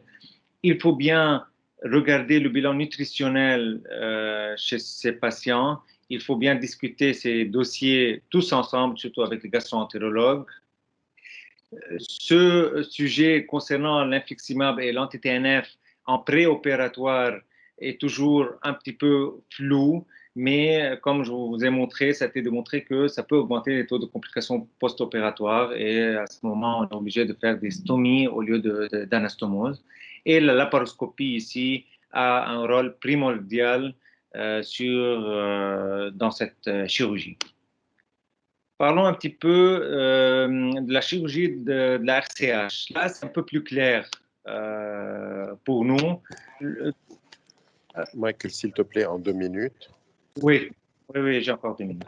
En fait, le traitement chirurgical des maladies de RCH en urgence en cas de toxic megacolon, de perforation et de saignement, mais avec tout le traitement et tout le suivi qui est fait maintenant, vraiment, on opère vraiment très, très rarement des patients en phase aiguë, peut-être 1 ou 2 patients par an, pas plus. Mais tout ce qui est à bord électif, c'est les patients qui ne répondent pas au traitement, c'est les patients qui ont un cancer, par exemple, ou si le patient a eu des complications au traitement médical. Et 30% des patients, après 20 ans de la découverte de leur maladie, ont déjà eu une colectomie. La colectomie en urgence, c'est quoi? C'est tout simplement enlever tout le côlon, mettre une iléostomie terminale et laisser le bout du rectum dans le ventre. Okay? C'est une technique à 3 étapes parce que la deuxième fois, on doit rentrer, enlever ce bout rectal et faire une anastomose ilio-anale et une iléostomie de protection. Et la troisième fois, fermer l'iléostomie. Il y a des équipes en France, surtout à Paris, qui mettent ce moignon rectal à côté de l'ilion. Et de cette façon, la deuxième chirurgie va être plus facile parce qu'ils vont l'aborder vraiment beaucoup plus facilement. La chirurgie élective de la maladie de RCH, c'est une seule chirurgie, c'est la coloproctectomie avec anastomose ilio-anale avec une G-pouch, un réservoir en J, avec une iléostomie de protection. Ça, c'est le montage final. Regardez l'anastomose, on l'a fait par voie anale, une anastomose ilio-anale ou ilio-susanale, ilio-anale plutôt, avec une iléostomie de protection et on ferme cette iléostomie après 4 à 6 semaines. Il y a d'autres chirurgies qui étaient faisables, par exemple une colectomie en laissant le rectum, mais là c'est plus faisable parce qu'on sait très bien que la partie du rectum peut être atteinte très facilement. L'avantage de cette technique, c'est que le patient est guéri, il n'y a plus de risque de cancer, il a une stomie pas définitive, c'est-à-dire temporaire, 4 à 6 semaines, et on n'a pas touché au sphincter, il va avoir toujours les sphincters qui sont normaux sans incontinence. Le problème, c'est que c'est une chirurgie assez compliquée et qui a un taux de complication qui n'est pas négligeable. Par exemple, regardez cette série de 1000 cas, le taux de post-op complication, c'était à 27%, 3% fini là. Quelles sont les complications à long terme? C'est plusieurs selles par jour, une pouchite, des occlusions intestinales, et il a été décrit des impotences et des problèmes de fertilité chez la femme dans ces chirurgies, mais parce que c'est un sujet très important qui a été évoqué beaucoup de fois, surtout récemment là, et la réponse est très claire. Si cette chirurgie est faite par voie laparoscopique, il n'y a pas de diminution de la fertilité chez cette patiente, chez les patients atteints de RCH. La chirurgie laparoscopique est la technique et le gold standard chez ces patients selon l'écho, chez les patients opérés par voie élective et par voie en urgence. Merci beaucoup. Merci, Michael. Donc, maintenant, nous avons enchaîné très rapidement sur la présentation de Dr Fouad Fayyad, qui va nous parler des manifestations rhumatologiques et des atteintes articulaires au cours des maladies inflammatoires.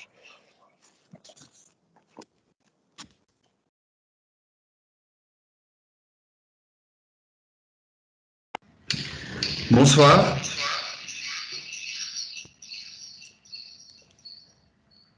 Est-ce que je peux faire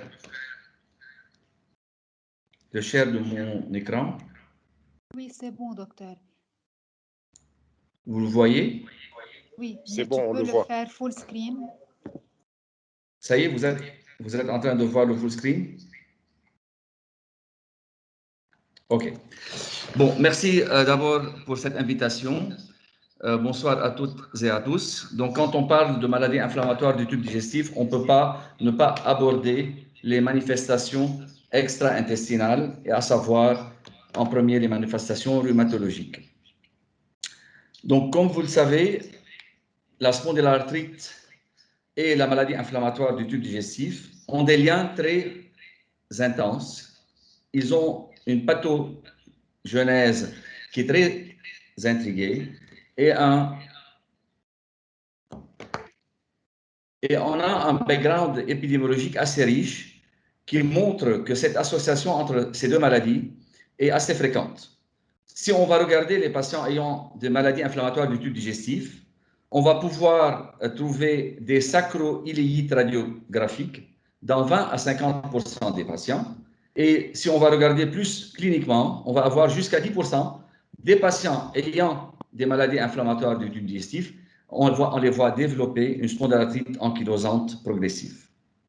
Et si on va regarder chez les patients ayant une spondylarthrite par voie endoscopique, s'il y a une inflammation du tube digestif, de la muqueuse digestive, oui, on va la trouver dans 30 jusqu'à 44% macroscopiquement, voire encore plus si on va faire des biopsies. Donc, à l'histologie, on va pouvoir la trouver jusqu'à 66%, mais sûrement infraclinique.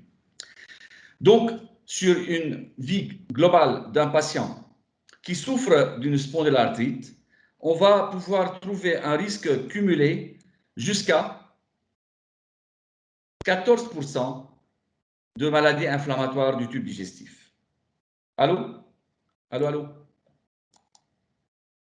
Allô? Oui, on vous entend. Oui, vous m'entendez, d'accord, très bien. OK, donc,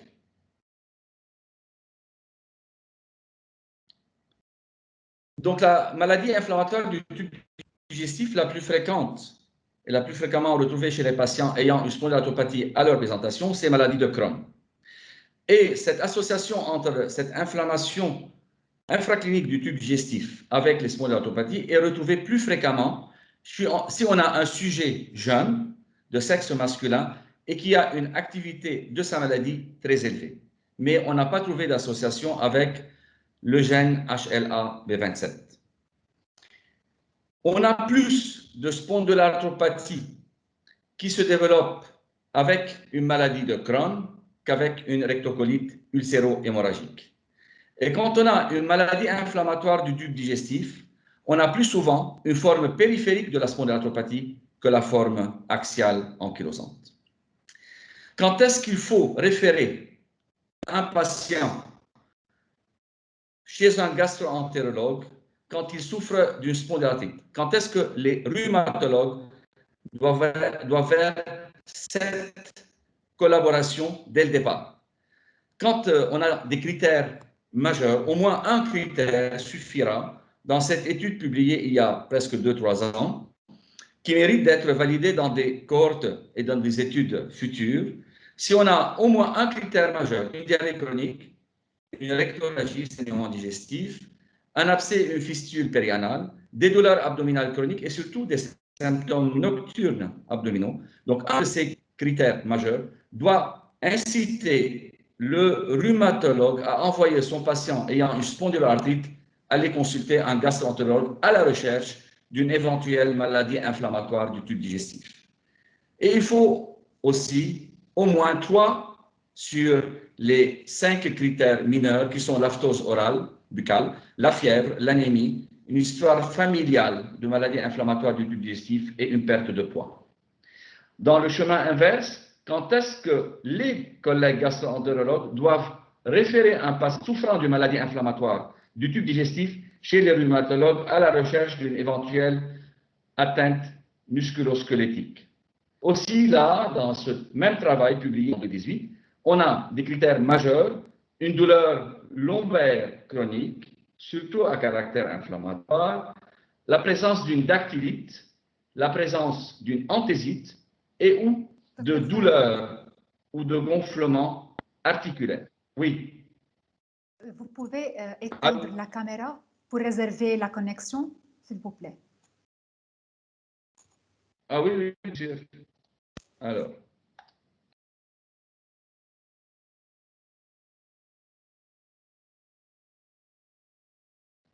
Voilà. C'est bon comme ça?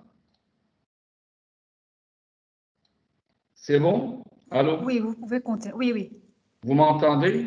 Très bien. Oui, oui. Donc, et pour les critères mineurs, On t'entend. Voilà. Pour les critères mineurs, il faut avoir au moins 3 sur les 4 retenus. La présence d'une histoire familiale de spondylarthrite, un psoriasis, la présence d'une uréite antérieure et de douleurs sternales antérieures, de la paroi thoracique antérieure. Donc, quand on parle de traitement optimal, on ne peut pas ne pas collaborer et de façon très intense, très rapprochée avec les gastro-entérologues pour avoir le meilleur résultat estimé chez ces patients-là. Les anti-inflammatoires, la bête noire des gastro-entérologues, donc on peut les utiliser, notamment les COX-2 inhibiteurs. On en a 2 sur le marché, après avoir retiré le rofecoxib il y a quelques années. On a le celecoxib et l'hétérocoxib. On peut les utiliser chez un patient souffrant de spondylarthropathie si on n'a pas d'autre choix ou si on a une indication bien précise, spécifiquement quand on a un traitement de courte durée. Et ici, dans ces travaux, ils disent un traitement de moins que 3 mois. Et pour les autres anti-inflammatoires classiques, non sélectifs, là, il vaut mieux les éviter. Mais si on a vraiment besoin et on n'a pas d'autre choix, si on a un patient ayant une maladie inflammatoire du tube digestif en rémission, on peut se permettre un traitement de courte durée, à savoir de quelques jours, au grand maximum une dizaine de jours. Pour les traitements conventionnels standards, on sait que le méthotrexate, un des traitements les plus utilisés en rhumatologie, il est utilisé pour maintenir une rémission clinique dans la maladie de Crohn, mais il est sans aucune efficacité pour induire une rémission dans cette maladie et il n'a aucun rôle dans le traitement de la rectocolite ulcéro-hémorragique. Pour la sulfasalazine, qui est métabolisée au niveau du côlon en mésalazine, est efficace pour induire et maintenir une rémission dans les formes minimes à modérées de la rectocolite hémorragique et spécifiquement avec des doses qui sont modérées à élevées.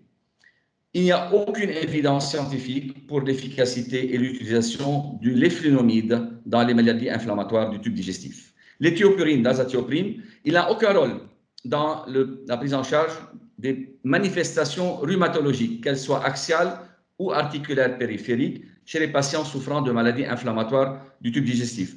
Par contre, si ce médicament, comme l'a mentionné le Dr Ahnen, est utilisé en combothérapie avec des anti-TNF, il permet d'améliorer la survie des médicaments anti-TNF en diminuant l'effet de l'immunogénicité.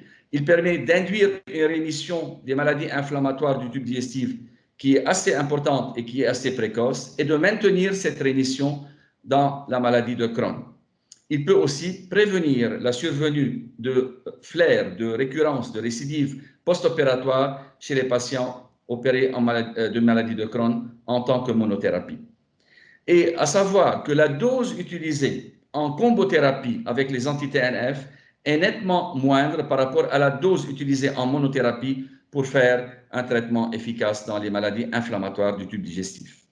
Ce tableau récapitule et synthétise les indications de différents traitements biologiques et des traitements target-centriques, les small particles, les molécules de faible taille, les jaquitinib comme on appelle, dans la prise en charge des maladies inflammatoires du tube digestif et des spondyloarthropathies, qu'elles soient de forme axiale ou de forme périphérique.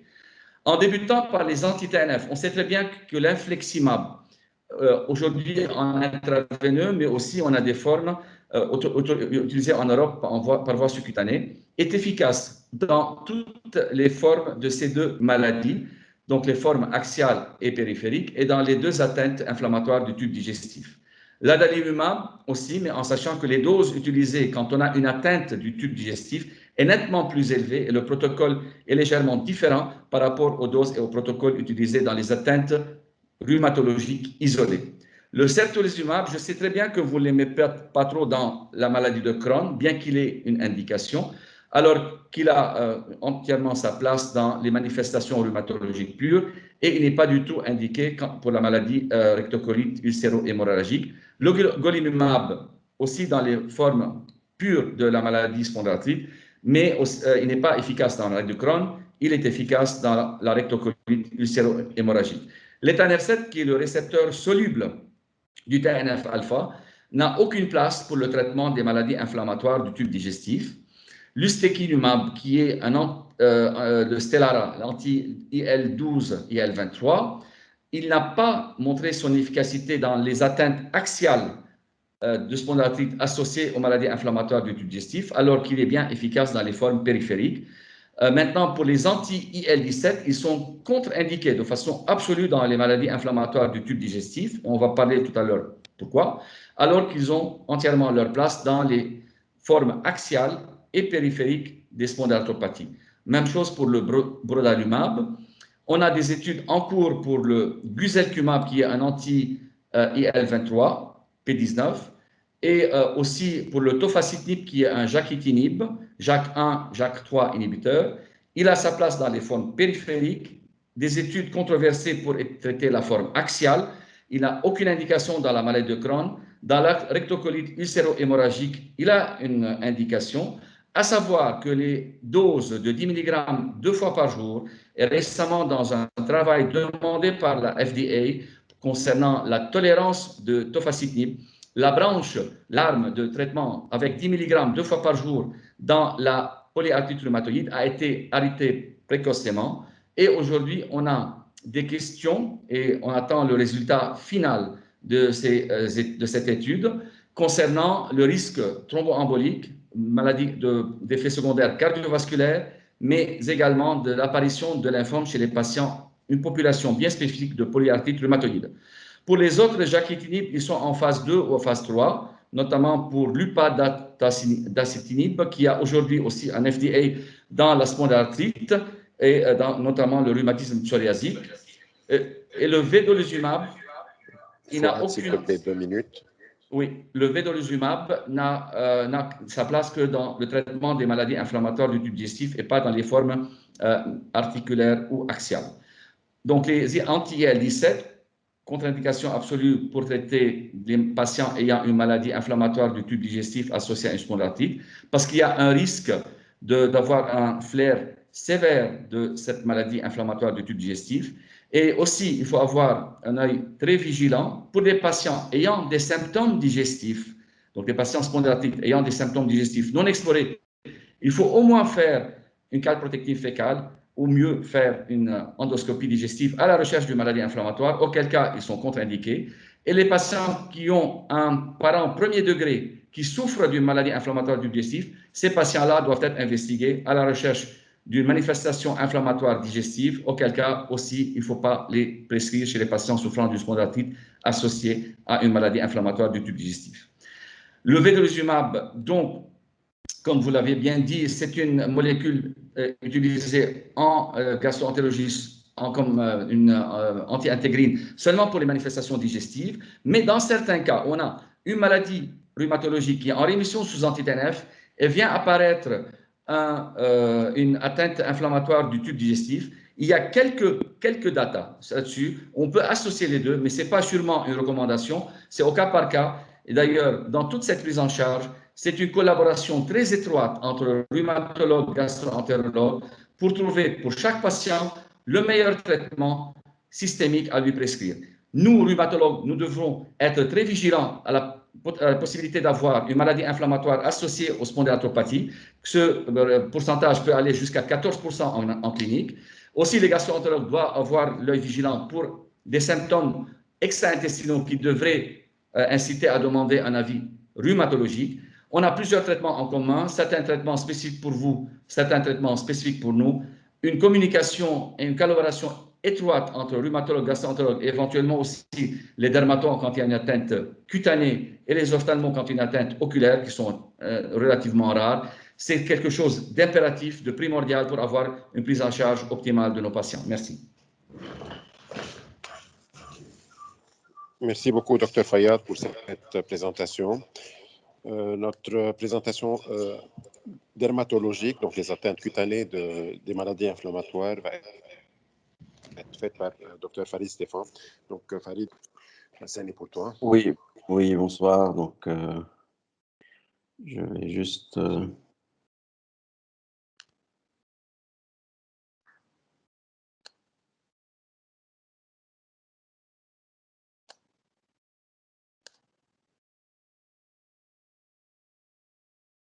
Ça va, vous voyez mon écran, c'est bon? Oui, mais si tu peux le faire oui, c'est bon. Full screen.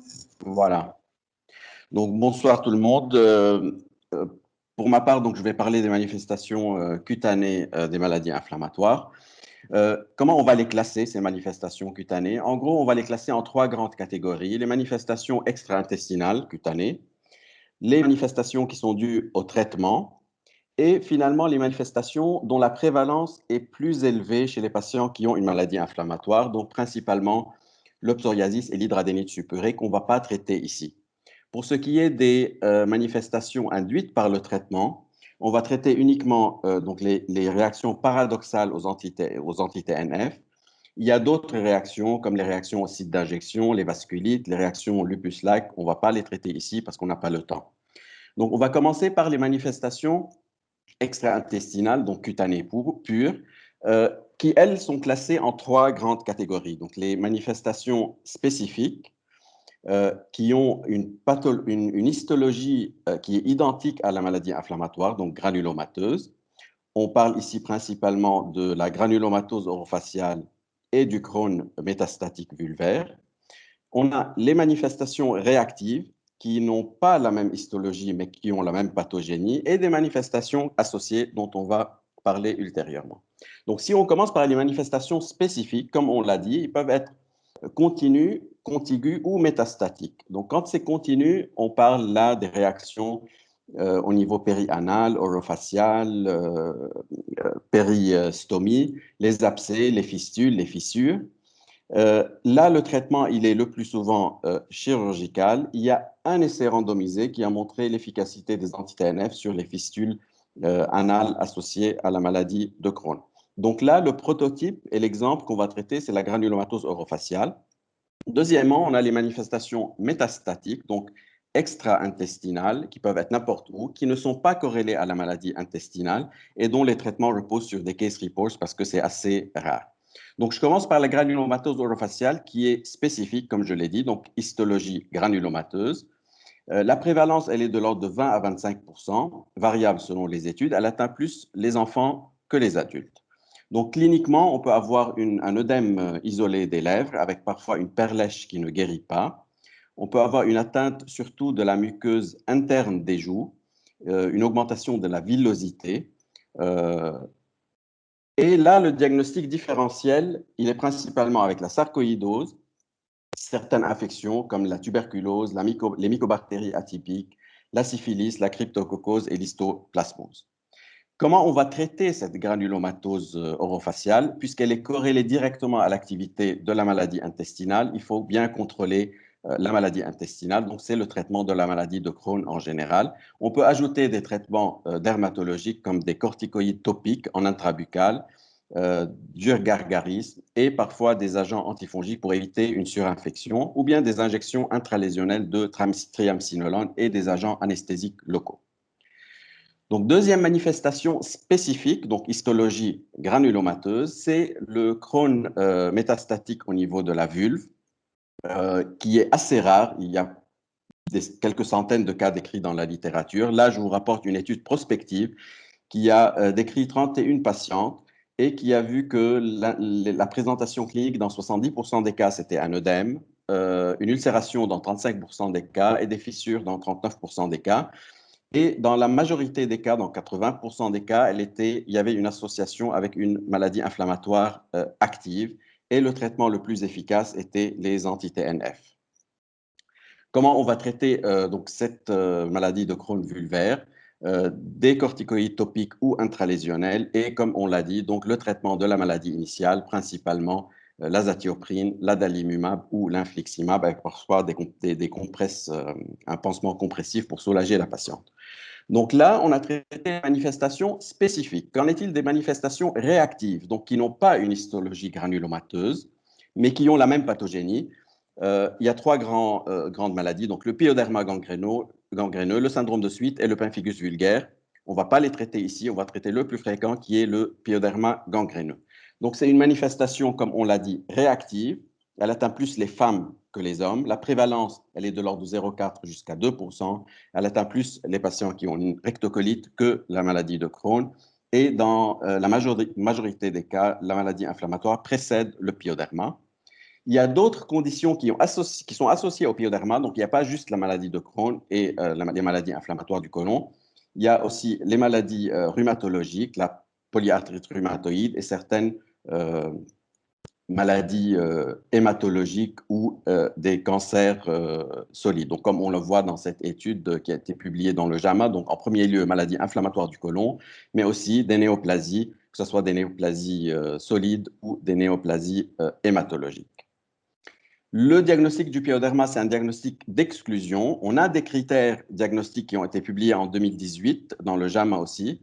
On a un critère majeur qui est histologique, donc un infiltrat neutrophilique qui est essentiel pour le diagnostic.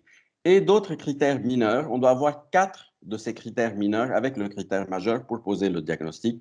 Parmi ces critères mineurs, il y a bien sûr l'aspect clinique de cet ulcère qui est, je vous le montre ici, donc qui est assez caractéristique avec une bordure surélevée. Ça commence en général par une vésicule ou une bulle et rapidement, ça évolue vers cet ulcère qui a une évolution rapidement évolutive. La prise en charge, donc le pyoderma peut être corrélé ou non à l'activité de la maladie intestinale. Dans le cas d'une maladie active, bien sûr, il faut contrôler la maladie inflammatoire. Quand c'est localisé au niveau de la peau et de petite taille, on peut traiter par des médicaments topiques ou intralésionnels. Et certains cas, il faut donner des immunosuppresseurs, que ce soit corticoïdes ou cyclosporine. Qu'en est-il des anti-TNF? Donc là, il y a une étude qui est assez intéressante, publiée en 2006, pour le rôle de l'infliximab.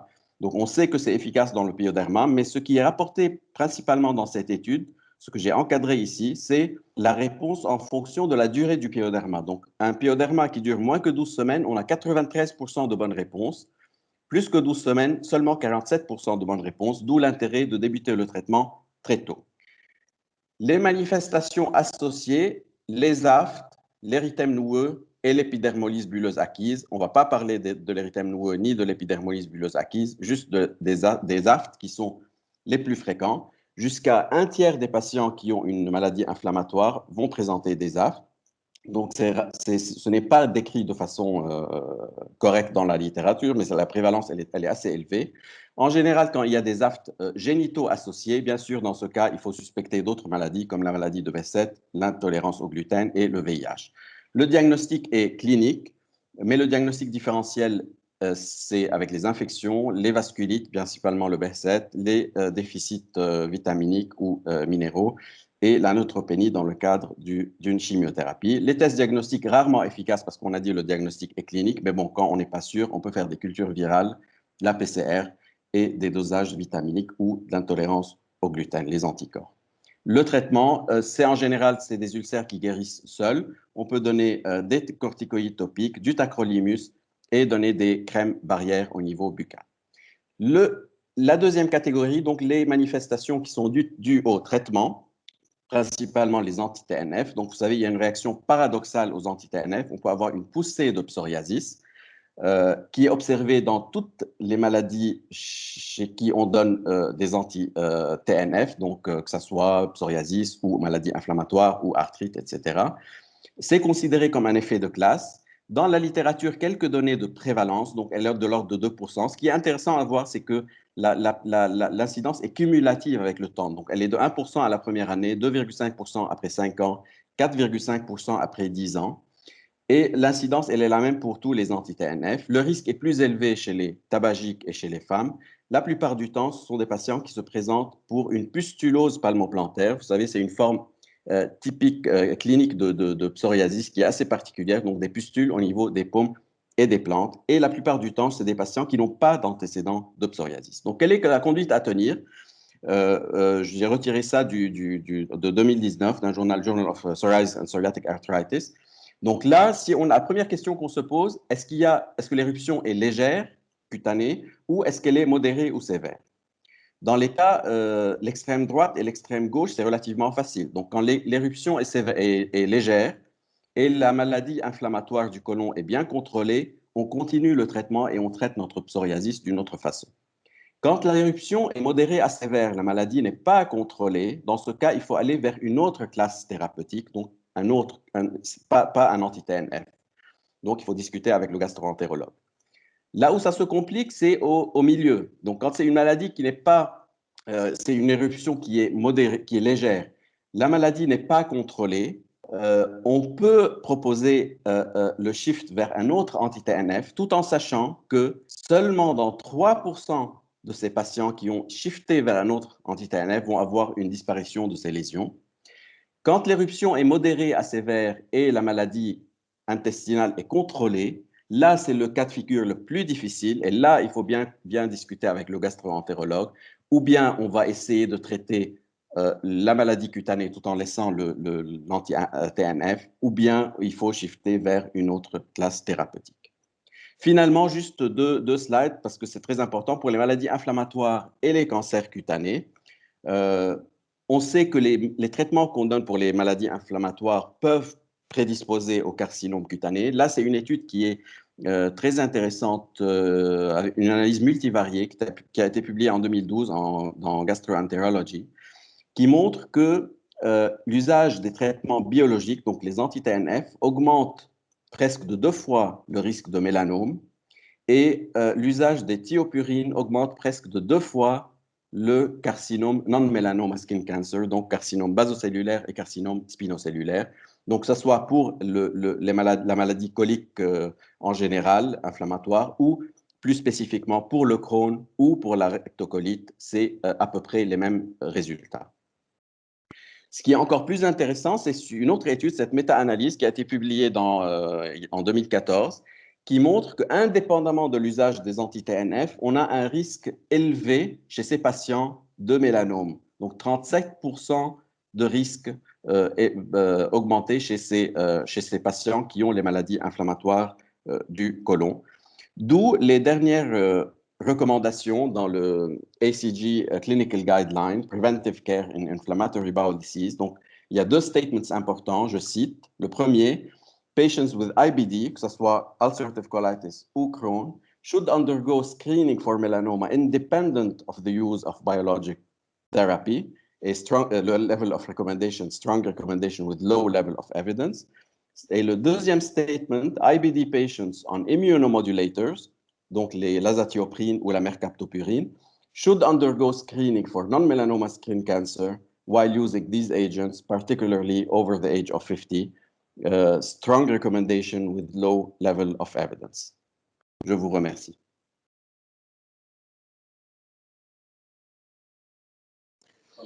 Merci, Dr Stéphane, pour cette présentation. Donc, nous avons le temps pour une ou deux questions.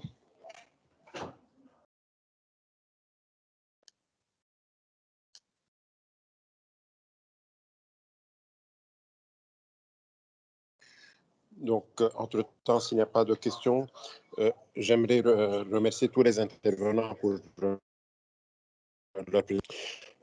J'aimerais aussi présenter mes remerciements pour l'équipe d'organisation, particulièrement l'équipe de la direction des rations et le service d'achat de pharmacie, les différentes directions, ainsi que et particulièrement le service de communication.